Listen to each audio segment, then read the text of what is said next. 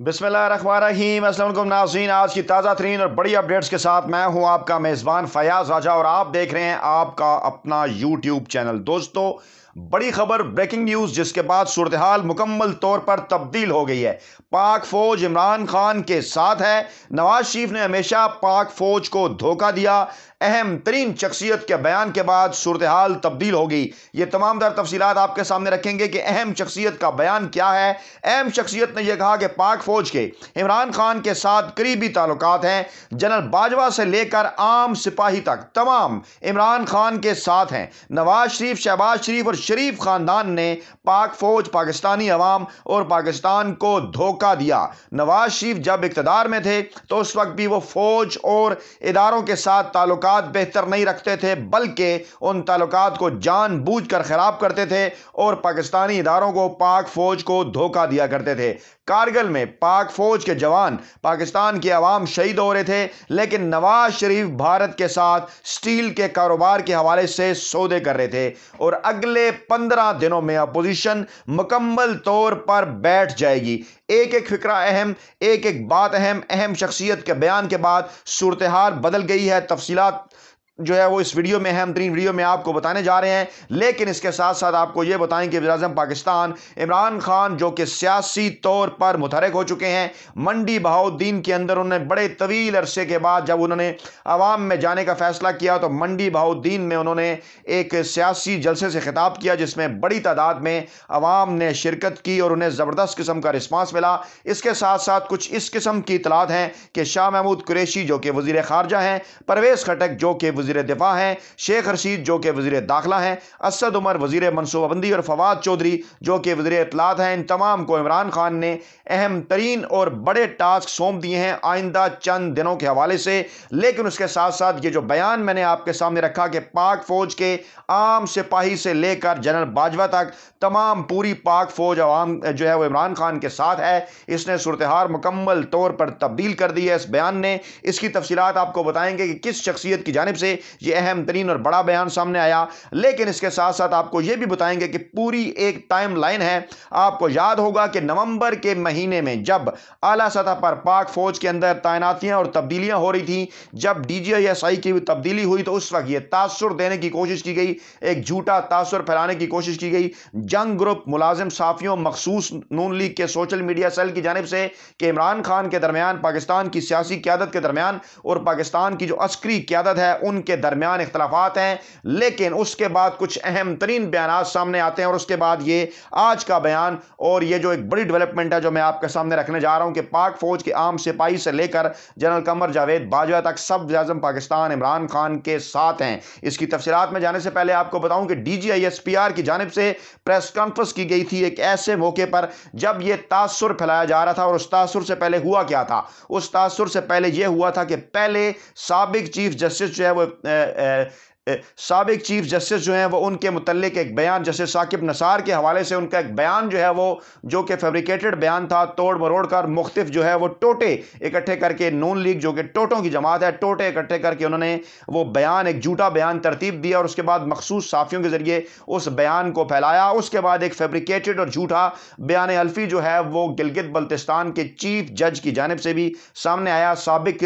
Chief जज गिलगित बल्तिस्तान, जो कि मामला कोर्ट के अंदर है। और उसके बाद किस तरह से नवाज लीग भी और साबिक चीफ जज गिलगित बल्तिस्तान भी इन तमाम मामलों के ऊपर भागते नजर आए जब इस्लामाबाद हाई कोर्ट की जानिब से इस अहम तरीन हेयरिंग के दौरान कुछ अहम तरीन बातें जो हैं वो जब सामने आई। ये वो तमाम तर मामला थे जिसके दौरान ये तासुर देने की कोशिश की गई। नून लीग के रहनुमाओं की जानिब से सरदार अयाज सादिक ने लंदन का दौरा किया और फिर यहां पर नून लीग ने यह बयानिया बनाने की कोशिश की कि इदारों के साथ जो है, एस्टेब्लिशमेंट के साथ डील हो रही है, इमरान खान घर जा रहे हैं और नवाज शरीफ वापस पाकिस्तान आ रहे हैं। लेकिन इसी दौरान फिर दो तीन अहम तरीन डेवलपमेंट्स हुई। एक सबसे बड़ी डेवलपमेंट यह हुई कि DGISPR ने एक अहम तरीन प्रेस कॉन्फ्रेंस की। उनसे जब सवाल हुआ तो उन्होंने बड़े ही वाज़ेह अंदाज में यह जवाब दिया कि पाक फौज पाकिस्तान की मुंतखब आईनी और जमहूरी हुकूमत के पीछे खड़ी है और आईनी और कानूनी तौर पर पाक फौज का यह फर्ज है कि वो इदारे के तौर पर इमरान खान की जानिब से, वज़ीर-ए-आज़म पाकिस्तान की जानिब से जो अहकाम दिए जाते हैं उन पर मिन्नो अन जो है वो अमल करें। इसके साथ साथ उन्होंने ये भी कहा कि इन बातों में किसी किस्म की कोई सदाकत नहीं है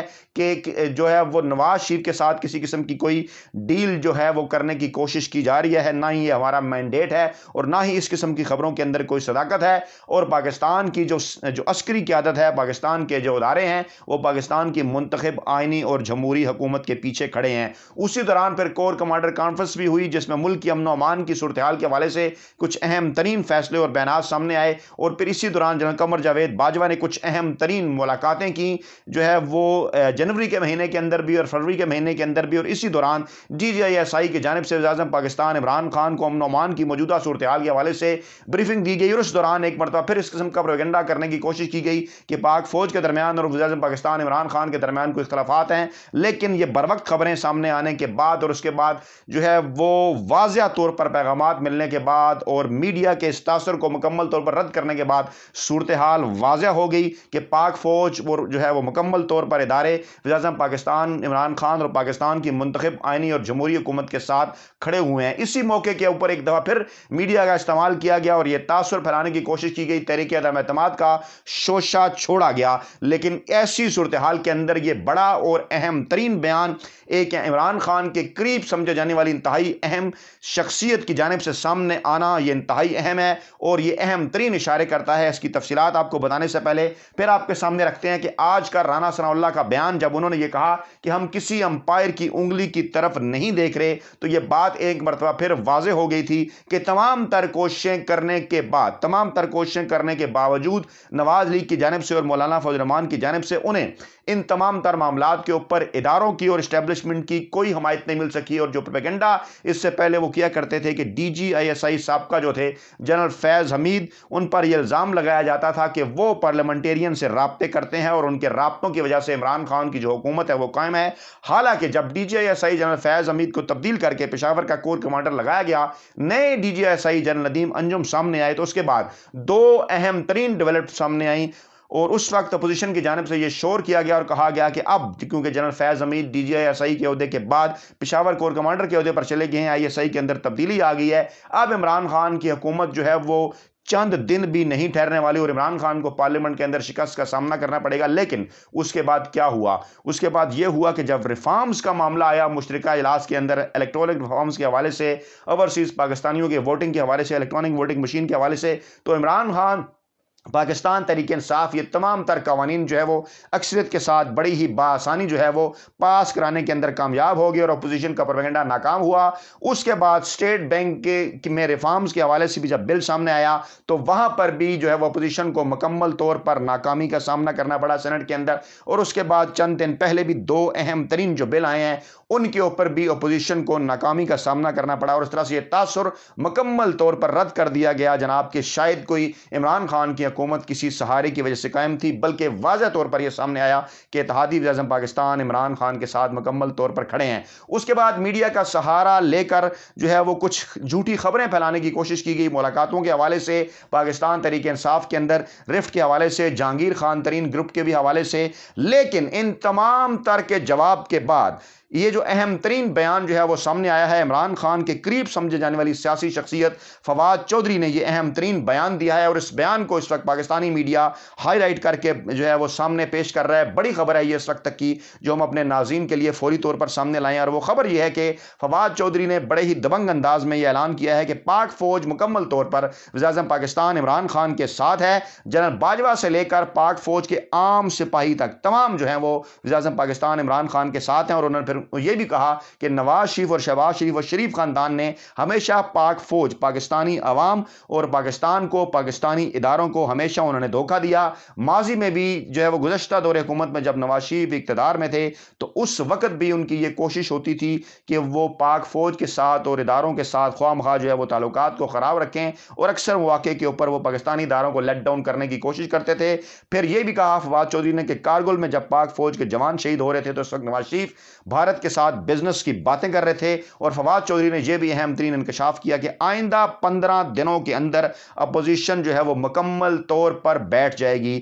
اہم ترین اور بڑی خبر، تفصیلات آپ کے سامنے رکھیں، فیڈ بیک کا انتظار رہے گا، دعاؤں میں یاد رکھے گا۔ نئی ویڈیو کے ساتھ جلد آپ کی خدمت میں حاضر ہوں گے۔ اللہ نگہبان۔